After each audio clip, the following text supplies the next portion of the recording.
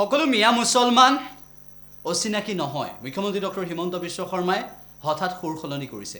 মুখ্যমন্ত্ৰী ডক্টৰ হিমন্ত বিশ্ব শৰ্মাই এই সন্দৰ্ভত মন্তব্য কৰিছে। লক্ষণীয় বিষয় এইটোৱে যে 1951ৰ আগত অহা সেইসকল মুছলমানক প্ৰশংসা কৰিলে মুখ্যমন্ত্ৰী ডক্টৰ হিমন্ত বিশ্ব শৰ্মাই। মুখ্যমন্ত্ৰীগৰাকীয়ে এই প্ৰসংগত কি ক'লে সেয়া শুনাব বিচাৰিছোঁ। সকলো মিয়া মুছলমানটো অচিনাকি নহয়। 51 চনৰ আগত অহাও মিয়া মুছলমান আছে। গতিকে আমাৰ কথাতো সাম্প্ৰদায়িকতা নাই। 51 চনৰ আগত অহা মুছলমান সেইটোতো খিলঞ্জীয়াই পৰে। আছুৱেও ডিক্লেয়াৰ কৰিছে, বিপ্লৱ শৰ্মা কমিটিয়েও ডিক্লেয়াৰ কৰিছে। গতিকে আমিতো ধৰ্মৰ লগত নাই। বিপ্লৱ শৰ্মা কমিটিয়ে কি কৈছে যে 51 চনৰ আগত অহা মানুহখিনি অসমীয়া।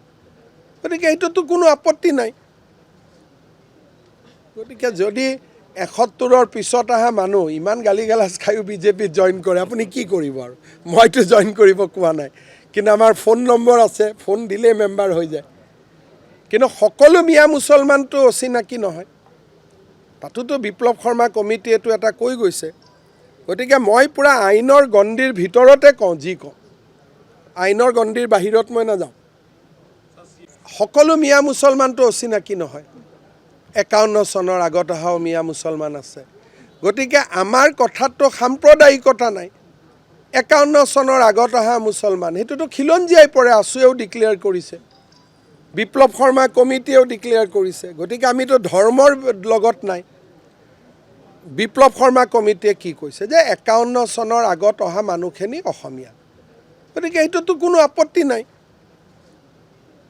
গতিকে যদি 71ৰ পিছত অহা মানুহ ইমান গালি গালাজ খায়ো বিজেপিত জইন কৰে, আপুনি কি কৰিব? আৰু মইতো জইন কৰিব কোৱা নাই, কিন্তু আমাৰ ফোন নম্বৰ আছে, ফোন দিলেই মেম্বাৰ হৈ যায়। কিন্তু সকলো মিয়া মুছলমানটো অচিনাকি নহয়। তাতোতো বিপ্লৱ শৰ্মা কমিটিয়েতো এটা কৈ গৈছে। গতিকে মই পূৰা আইনৰ গণ্ডিৰ ভিতৰতে কওঁ, যি কওঁ আইনৰ গণ্ডিৰ বাহিৰত মই নাযাওঁ। সকলো মিয়া মুছলমানটো অচিনাকি নহয়। 51 চনৰ আগত অহাও মিয়া মুছলমান আছে। গতিকে আমাৰ কথাতো সাম্প্ৰদায়িকতা নাই। 51 চনৰ আগত অহা মুছলমান সেইটোতো খিলঞ্জীয়াই পৰে। আছুৱেও ডিক্লেয়াৰ কৰিছে, বিপ্লৱ শৰ্মা কমিটিয়েও ডিক্লেয়াৰ কৰিছে। গতিকে আমিতো ধৰ্মৰ লগত নাই। বিপ্লৱ শৰ্মা কমিটিয়ে কি কৈছে যে 51 চনৰ আগত অহা মানুহখিনি অসমীয়া। গতিকে এইটোতো কোনো আপত্তি নাই।